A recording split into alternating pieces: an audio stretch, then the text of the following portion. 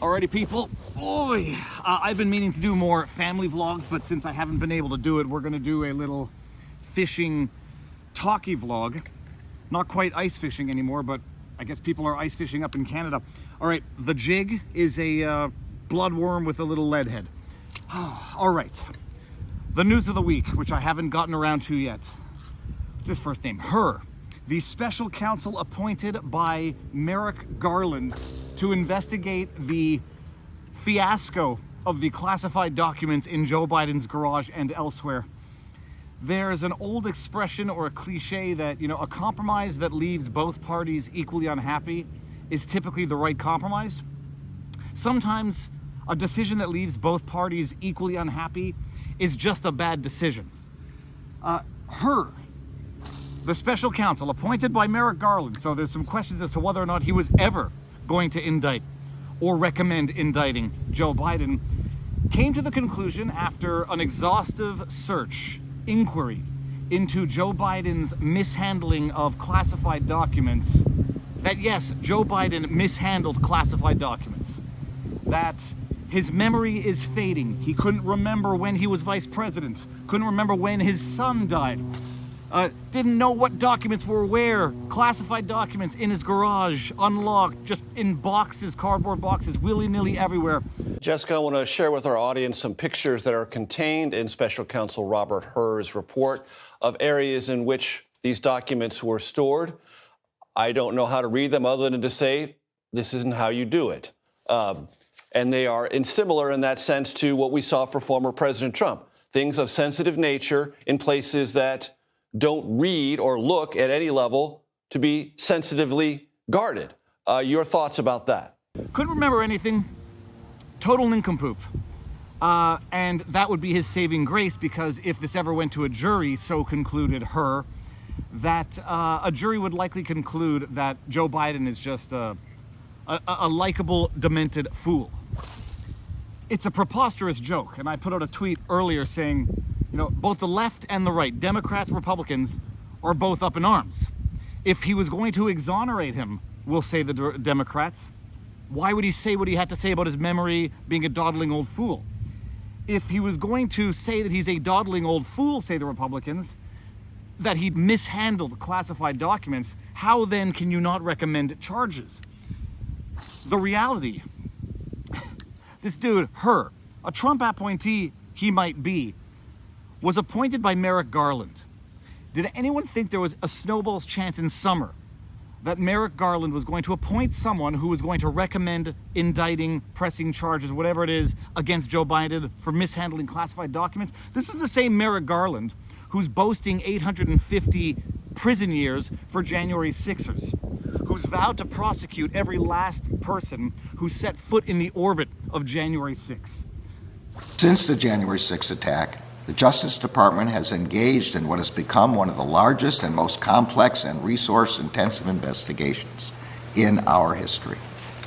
We have initiated prosecutions and secured convictions across a wide range of criminal conduct on January 6th, as well as in the days and weeks leading up to the attack. We have secured convictions of those who brutally assaulted officers at the Capitol. We have secured convictions against those who obstructed the certification of the presidential election. We have secured convictions of leaders of both the Proud Boys and the Oath Keepers for seditious conspiracy. So far, we have charged over 1,250 individuals and obtained over 890 convictions in connection with the January 6th attack. Our work continues. This guy was never going to appoint anybody who was going to impose any meaningful sanctions on Joe Biden for his overt, undeniable mishandling of classified documents. And the extent of it, I'm not going through the entire report, the extent of it, Joe Biden was taking his own notes that he was taking during Obama briefings. I did not share it. With your ghostwriter? With my ghostwriter, I did not. Guarantee you did not. But the special counsel said in the no, report he that he did not say that. Okay. He did not say that. But Mr. President, one of the... Let me answer your question. The fact of the matter is, what I didn't want repeated, I didn't want him to know, and I didn't read it to him, was I had written a long memorandum to President Obama why we should not be in in Afghanistan, and I was of this multiple pages. And so what I was referring to, I said classified. I should have said should be private because it was a contact between the president and the vice president as to what was going on. That's what he was referring to. It was not classified information in that document. That was not classified. Took him with him. Had no idea where they were. His staff moved them around, as he now admitted right after the Putin interview in his press conference, his debacle of a press conference in which he confused Mexico with Egypt. The conduct of the response in Gaza, in the Gaza Strip, has been over the top. I think that, as you know, initially, the president of Mexico, Sisi, did not want to open up the gate to allow humanitarian material to get in. I talked to him. I convinced him to open the gate.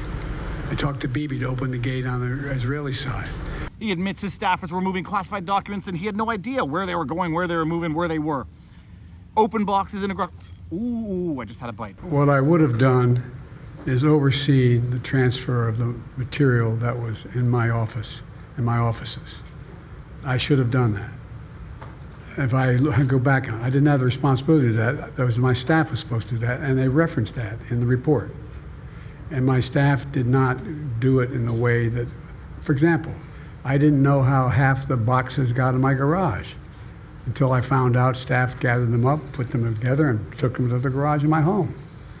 And all the stuff that was in my home was in filing cabinets that were either locked or able to be locked. It was in my house. It wasn't out in, like in Mar-a-Lago, in a public place where, and none of it was high classified. Didn't have any of that red stuff on it. You know what I mean, around the corners? None of that. And so I wish I had paid more attention to how the documents were being moved and where. I thought they were being moved to the archives. I thought all of it was being moved. That's what I thought. There was no question that Hur was never going to recommend charges against Joe Biden. And so some are hypothesizing that this was his way of flipping the bird, so to speak, to Garland et al. That, oh yeah, okay, we're not gonna criminally indict him. We're just going to publicly and politically indict him. Yep, you can't press charges against him because he's a demented old fool who had no idea what he was doing. She's an old lady. I mean, look at her. She's old. You can't just take her stuff. She's too old. And by the way, if that's the conclusion that Hur came to, that he lacked criminal intent or was a likable old man with a bad memory, that means that that's what he was at the time. He was a man with a bad memory in 2017. Who's been president for the last 3 years, you might ask? Anyhow, all that to say, the disparate treatment is undeniable. It's in your face. It's not hierarchy.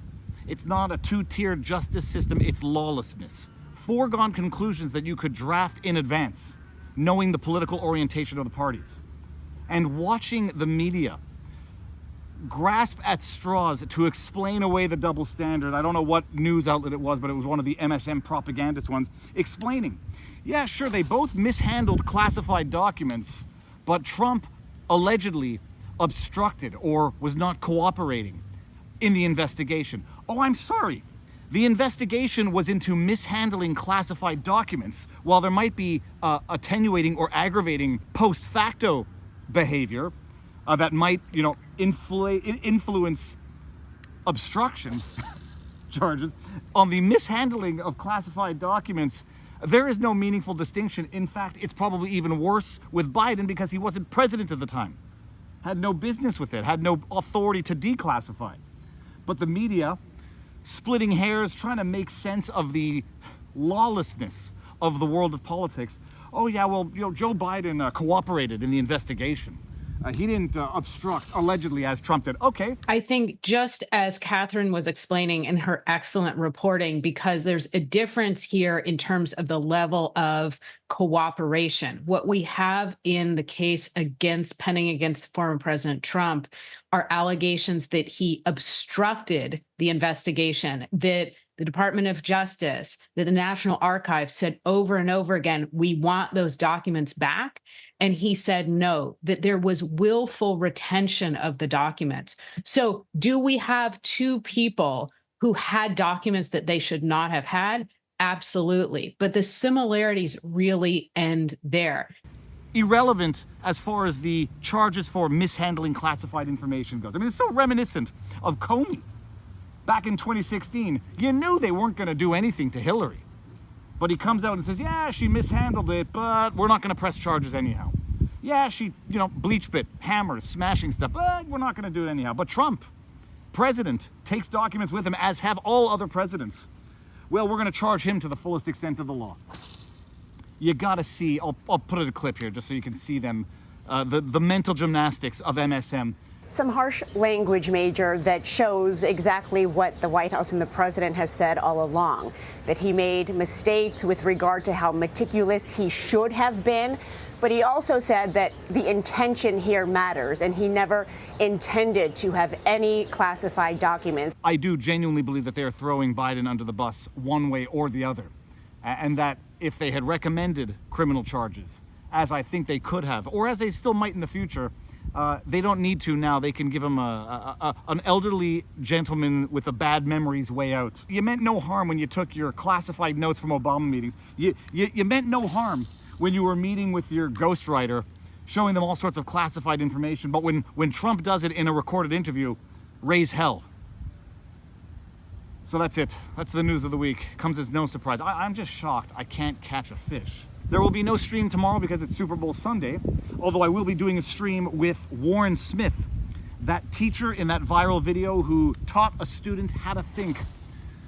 Give a man a fish, you feed him for a meal. Teach him how to think, you feed him for a life. That's not the exact expression, but you know what I mean. So that's going to be tomorrow, and if I catch a fish, I'll throw in the video afterwards. But now you know your vlog, people. If you like this stuff, like, share, subscribe. Hit the notification bell, because apparently not all of you are getting notifications. Oh, I almost had a bite there. One last cast, and then